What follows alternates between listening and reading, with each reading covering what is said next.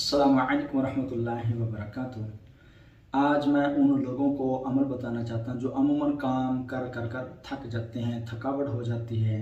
घर में लेडीज़ हो गए या बंदे हो गए जो अमूमन सख्त मेहनत वाला काम करते हैं या पढ़ाने वाले होते हैं जिनका दिमाग बेचारों के जवाब दे जाता है। अगर वो काम शुरू करने से पहले इस अमल को 7 मरतबा कर लें, उसके बाद अपने सीने पर दम कर दें तो इंशाअल्लाह गैबी मदद के नज़ारे देखेंगे और उनको किसी किस्म की थकावट महसूस नहीं होगी, बल्कि हशाश बशाश होकर वो काम करेंगे।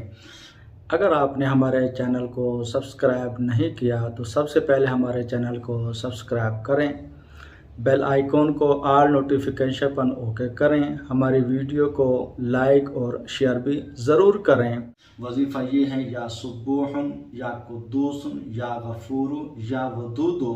इन 4 अल्फाज को 7 मरतबा दम कर कर अपने सीने पर दम करें, उसके बाद काम शुरू करें। इंशाअल्लाह थकावट नहीं होगी। अस्सलामु अलैकुम वरहमतुल्लाहि वबरकातुहू।